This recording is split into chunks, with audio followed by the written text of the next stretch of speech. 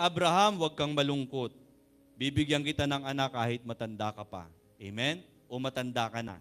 So nagkaanak sila, si Isaac. Okay, si Isaac naman nagkaanak ng kambal. Sino po yon? Si Esau at saka si Jacob. Okay? Hanggang sa mapadpad po ang lahi ni Jacob sa bansang Israel, ay sa bansang Egypt, dumami po sila. Pakisabi po, dumami.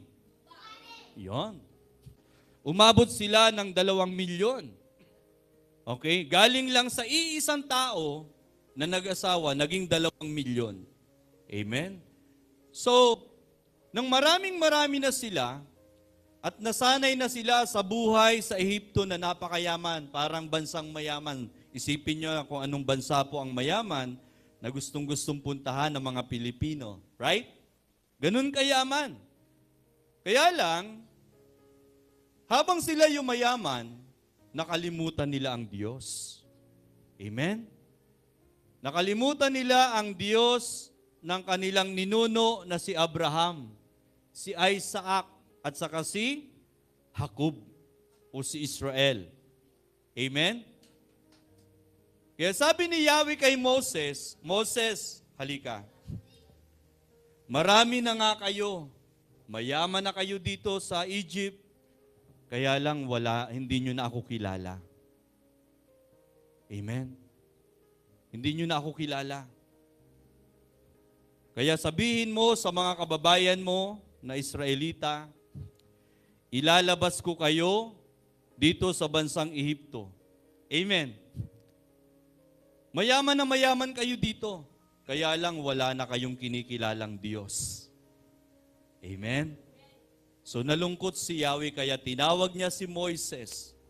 Amen. Sinabi naman ni Moses, pinuntahan niya yung pinuno ng Egypt. Sabi niya, Paraon, Haring Paraon, sabi sa akin ng Diyos, aalis daw kami dito sa bansang Egypt kasi sasamba daw kami sa kanya sa disyerto o sa ilang. Okay, basahin po natin sa Exodus chapter 9 verse 1. Dahil dito, sinabi ni Yahweh kay Moises, pumunta ka sa Paraon at sabihin mong ipinasasabi ni Yahweh, ang Diyos ng mga Hebreo o mga Israelita, na payagan na niyang umalis ang mga Israelita upang sumamba sa akin. Amen? So, alam natin yung istorya nito kung nanonood po kayo pagka Kwaresma, mahal na araw, ano pa ba? O Semana Santa, ang tawag sa palabas na yun ay 10 Commandments o di kaya naman sa Superbook. Right? Perong kwentong ganito. Yung hinati ni Moses, ang dagat. Amen. Yun yung kwento na naririnig niyo po ngayon. Okay. So ano po ang nangyari? So pinayagan ng Paraon na umalis sina Moses dahil maraming dumating na dilobyo sa bansang Egypt. Pinadalhan ng mga salot, maraming palaka na puno yung isang bansa. Ano pa ang pinadala? Mga lamok o yung maliit na lamok. O noknok ang tawag natin dito. So halos mamatay ang mga tao. Kinakain yung mga alagang baka, yung mga hayop, kinakain ng mga balang at lahat ng tanim. Hindi pa rin pumapayag ang Paraon. Sabi ng Paraon, tsamba lang yan. Hindi ang galing sa Diyos. Pero mauubos na yung mga baka, yung mga tanim. Okay, hindi pa rin siya naniniwala na galing sa Diyos yung salot na pinadala. Pinaulan, pinabagyo ng yelo. Nagkagiba-giba yung mga bahay na hindi matibay. Yelo ang umuulan. Matindi yun. Pag nabagsakan ka, patay ka rin. Amen? Hindi pa rin pumahayag ang Paraon. Sabi ni Yahweh, itong gagawin ko, papayag na ang Paraon o ang hari ng Egypt. Amen? Papadalang ko sila ng pinakamatinding salot. Namatay ang lahat ng panganay na tao sa kapanganay na hayop. Namatay yung anak ni Paraon, kaisa-isang anak. Pumayag na siya. sige, lumayas na kayo dito sa bansa namin. Kayo ang salot, sabi niya. Actually, hindi Israel ang salot. Kung nasaan ang Israel, may pagpapala. Kaya yumaman ang Egypt dahil naandun ang mga anak ng Diyos, ang Israelites. Ngayon, ang yumaman na sila, nakalimutan naman ng Israelites ang Diyos. Kaya sabi ni Yahweh, umalis kayo dyan sa bansang yan, pumunta kayo sa disyerto, sa ilang. Amen? Para sumamba sa akin. So ganun po ang nangyari, to make the long story short. Pinayagan na nga. Habang sila po ay nasa ilang, wilderness, ang tawag. Sabi ni Yahweh, pag nasa ilang na kayo, tuturuan ko kayong sumamba uli. Sapagkat dadalhin ko kayo sa promised land. Yung promised land na yon, yan yung Israel ngayon. Sabi po, bansang Israel. Na ginigera ng mga Arabo, ang liit-liit na bansa, 5 bansa ang nagigera, hindi natatalo. Sapagkat hinahawakan ng kamay ng Diyos ang mga bala ng baril, ng kanyon, para hindi tumama dun sa bansa. Amen? Kaya hindi kayang talunin kasi bayan ng Diyos yun. Ang tawag dun ngayon ay Israel. Pinakamayaman. Baka ang internet natin, sila ang gumawa. Dahil sila ang pinakamatalinong tao sa balat ng lupa. Amen? Andiyan pa ba tayo? Pag anak ka ng Diyos, matalino ka. Mana ka sa Diyos. Ang Diyos ang lumikha ng langit at lupa. Kaya kung ikaw ay anak ng Diyos, napaka-creative mo ng tama. Creative ka ng tama, hindi creative ng mali. Amen?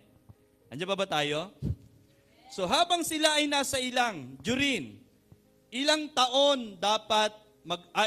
araw dapat maglalakad ang bansang Israel papunta sa Promised Land? 40 days lang. Tama? Pero hindi nangyari yon dahil pasaway ang mga Israelita. Naging 40 years. Sabi nga, may naglakad nga doon kasi may nagbabasa ng Biblia. Sabi niya, dapat 40 days lang nilakad mula mula Egypt papunta sa Promised Land. May nagtry na isang tao.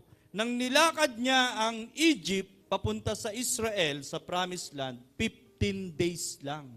Tuloy-tuloy na paglalakad. Day and night. Amen? Ito ang maganda. Ito ang kahulugan ng kwento.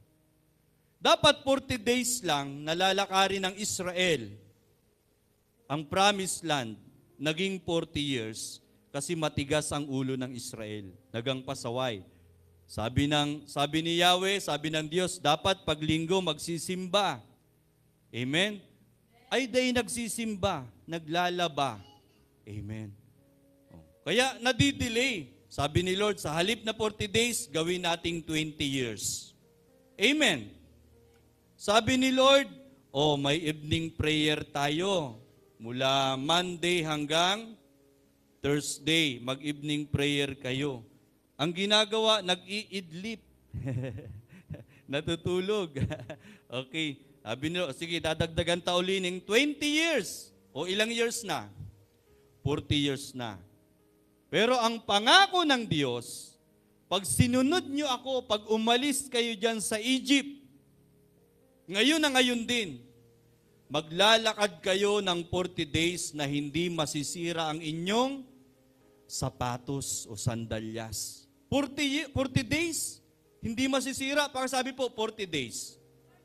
Ay, syempre naman, meron bang chinilas na nasisira ng 40 days? Nalagpas nga 1 taon yan, tama? Yun ang promise ni Lord. Nangako na ang Diyos. Sabi ng Diyos, pag sumunod kayo sa akin, hindi masisira ang inyong mga sapatos, ang damit nyo, kahit hindi nyo labhan, hindi mag-aamoy putok. 40 days. Mayo pating pararigusan. Grabe, ano? Sabi ni Moises, Lord, mayong pararigusan? Sabi ni Lord, oo, aircon kasi yun. Tama? Pag naglalakad sila ng umaga, na andyan ang haliging, ulap, may hangin, tapos may aircon, may yelo. Kaya pag naglalakad ka umaga tanghali, ang init-init, nanginginig ka. Sabi niya, asan yung jacket? Bigyan ng jacket yan. Wow. Amen? Amen! Hallelujah! 40 days kang maglalakad, hindi ka magkakaputok kahit di ka naliligo. Pakisabi po, tipid na, no? Ayan. Pabor kay Ate Jory. Hindi, joke lang. Amen. Sabi ni Moses, sige Lord, payag ako. Dahil masisira ang sapatos kong Nike. Saka yung pantalon ko, yung bado ko, mayo ng ralabahan. Tamad kasi ako maglaba, Lord. Sabi ni Lord, yes, approve. Kaya lang, Lord, may problema, sabi ni Moses. Paano pagbanggi? Paano kami malakaw duman, madiklom, disyerto pati yun? Anong nangyari? Anong sabi ni Lord? Libre ang kuryente. Kanureko, libre. 40 days, dahil ka mabayad ning kuryente. Maski magpakuryente ka pa, dahil ka mabayad. Amen? Sabi ni Lord, halat, may bulan na nga ni, bakit tamahagad ka pa ning kanureko? O sige, papadalhan kita ng haliging apoy. Pag nakadakop ka ning pugita, pag nakadakop ka ning manala, pwede mong ihawin dun sa haliging apoy.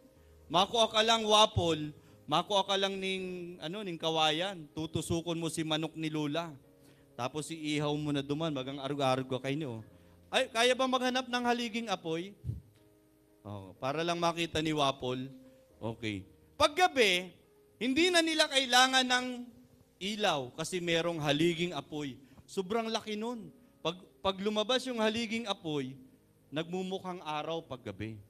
Tapos, hindi na malamig. Presko. Kasi apoy nga eh. Amen? Kaya habang naglalakad sila 40 days papunta sa Promised Land, kunwari, ito yung Egypt, andun yung Promised Land. Paggabi, may ilaw sila kasi may umiikot dyan na haliging apoy. Sabi na, tara na, let's go. Naglalakad na sila. Pag umaga na naman, syempre, Saudi Arabia yon, papuntang Egypt. Mainit doon. Mainit po ba na sa Saudi? Grabe. Hindi ka makakalabas ng bahay sa sobrang init. Nagpadala ang Lord ng aircon. Meron namang haliging ulap. Umiikot yon, nagbubuga ng malamig na hangin. Kaya kahit tanghali, naglalakad sila. Sabi niya, ang saya dito. Amen? Napansin ni Moses, may problema. Kasi yung pagkain nila sa Egypt, masasarap na manok, urig, bangus, nagluto pa garoning munggo. Amen? Kari-kari. Kaya lang, malakas kumain si Marco. Tama? Kaya 2 araw pa lang, ubos na yung kari-kari. Amen? Amen. Yung munggo, ubos na rin yung niluto ni Kuya Rustom.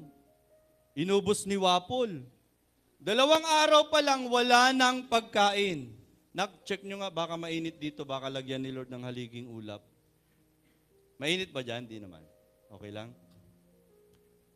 Okay. So nakita niya na, guys? O, tuloy natin yung kwento. Ano bang problema?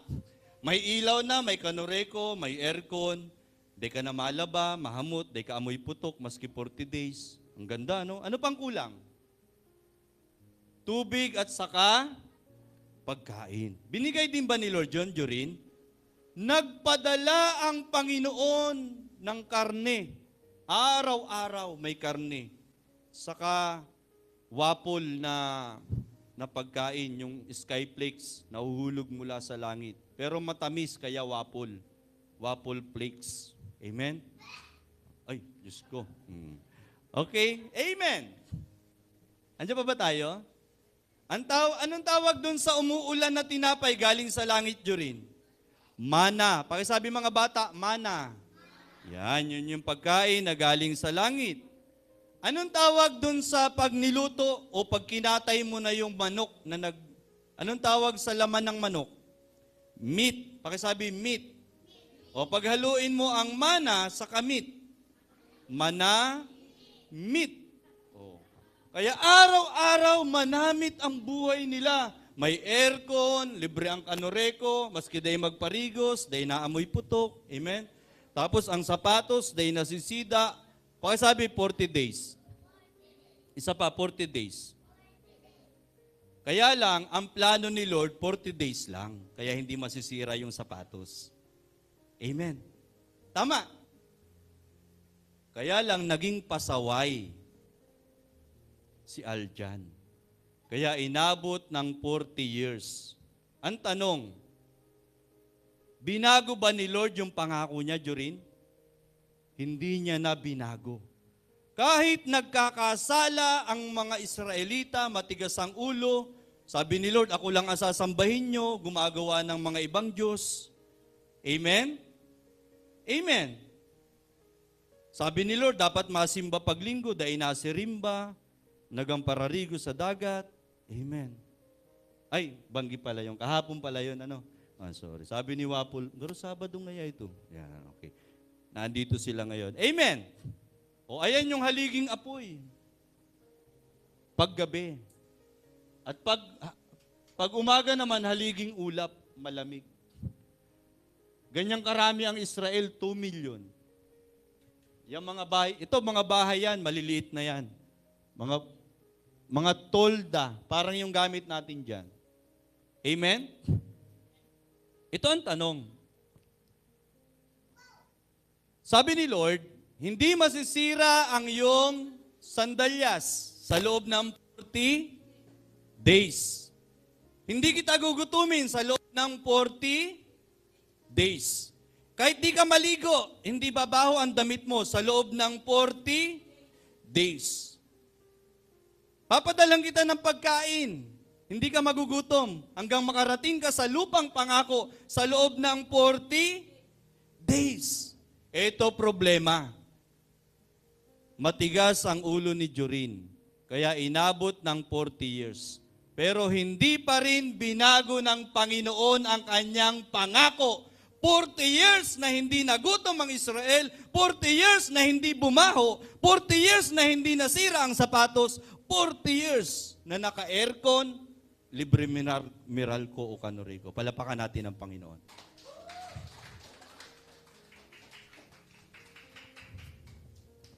Nakita nyo ba ito? Yung mga nagbabasa ng Bible, yung mga leaders dyan? Napansin nyo ba ito? Hindi. Ngayon nyo lang napansin. Ha? Tama? Ganyan tayo kamahal ng Diyos. Kahit ang plano niya, anak, magtapos ka muna ng pag-aaral. Pag nakatapos ka ng pag-aaral, pwede ka nang mag-agum. Grade 1 ka pa lang, gusto mo na mag-agum. Naganghagad ka pa nga ni Nimbalon. Napang-grade pati si Ira. Oh. Ira, ilan taong ka na? Anong grade na ni Ira? Ay, pwede na mag-agum. Wag lang grade 1. Hindi, joke lang. Amen. Parang ganyan. Sabi ni Yahweh, ang pangako ko sa iyo 40 days kitang papatnubayan. Parang ganyan din sa atin. Anak, magtapos ka muna. Bago ka mag-asawa. Kasi mahirap mag-asawa na walang pinag-aralan. Amen? Mabubuhay ka pero mahirap. Pakisabi mahirap. Pero mahal ka pa rin ng magulang mo, tama? Uuwi ka, third year college ka na, mag-graduate ka na, uuwi ka sa nanay mo, Nay, sorry, nakalunok ako ng pakwan. Tatanggapin mo pa rin ba ako, Nay? Dalawa na kami. O hay, si agum mo, winalat ako. Agoy. Amen. Tatanggapin pa rin ba ng magulang ang anak? Tatanggapin. Pero umiiyak ang nanay sa katatay, Nak, maski mayong lawod, naglalawod ako. Mapatapos ta ka lang. Pakinaglunok ka ng pakwan. Amen? Pero tanggap pa rin ng magulang. Amen. Ganyan si Lord. Ang promise ay ng Panginoon, 40 days ka lang. Pag lumagpas ka dyan, gugutumon ta ka. Ginawa ba ni Lord yun? Hindi. 40 years na nga, andyan pa rin ang provision ng Panginoon. Kaya ang tawag sa tatay natin sa langit, Ama naming nasa langit. Okay, palapakan natin ang Panginoon. Mga leaders, may natututunan ba kayo sa pinag-uusapan natin? Pakisabi sa katabi mo, yan. Basa ng Bible. Di man nagpipray. Yan. Pero wala niyan dito. Pakisabi sa katabi mo, wala niyan dito. Amen. Hallelujah. O ikaw, Jorin, ngayon mo palang ba natuklasan to? O si Jorin nga, dahil na naturog yan, nagambasa na lang ng Bible. Pero ngayon niya lang natuklasan. Sabi niya, yung nga ni 40 days lang pala. Amoy putok ka na pag lumagpas. Tama? Yun, 40 years. Grabe ang pag-ibig ng Diyos, Nakapunta sila sa Promised Land. Yes. Pag ang Diyos ay nangako, hindi napapako. Pero pag ang tao na ang nangako sa iyo, ipapako ka niyan sa krus. Kawawa ka, men. Pakisabi, kawawa ka, men. Yan. Tama? Tama ba, Jessica? Andiyan si Ate Jessica. You're too early for next... joke na. Okay. So, nag-pray na ba tayo? Ng closing? Hindi pa. Okay, point number 1. Nagkikwentuhan lang tayo. Kasi, ang title natin, anong title natin?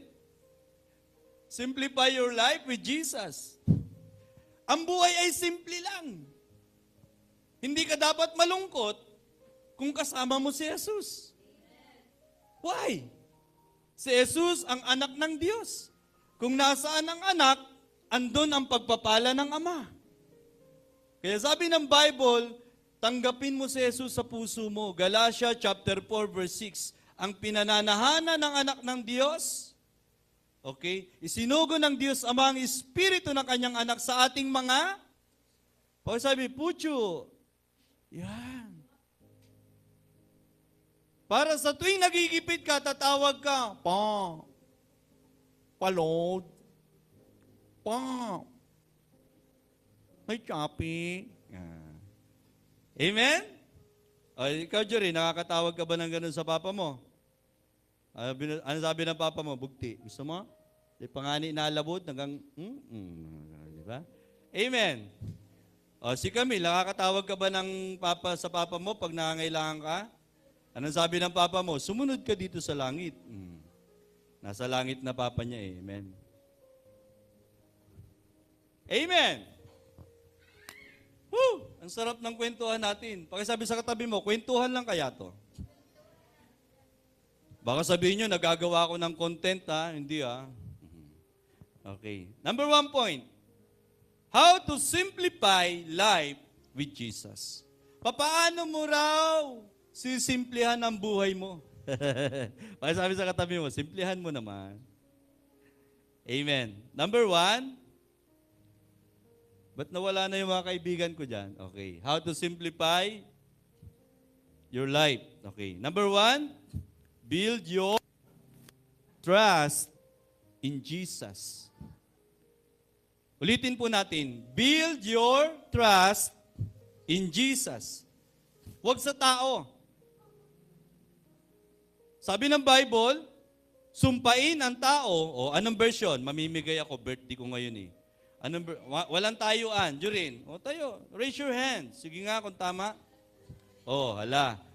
Anong version? Sabi ng Lord, sumpain ang taong ang tiwala sa kapwa-tao. Pag sinabi mo yung verse, i-display niya kung tama. Verse muna, verse lang. Jeremiah 3:7. Display nyo nga. Sino ang sunod na sasagot? Bilis, namibigay ako, isang bagong-bagong 3 ang mukha. Si Lola. Ano?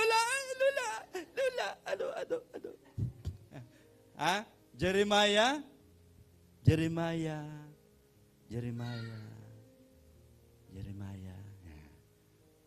Ano na? 17.5. Tama si Lola, tama. Nagsagot na si Lola. Ano, Lola? Ulitin natin. Ano po, Lola? 17.5. Meron na. Sige na, tinan mo tao kung totoo. Tingnan nyo. Sinabi niya, palapakan natin si Lola, tama.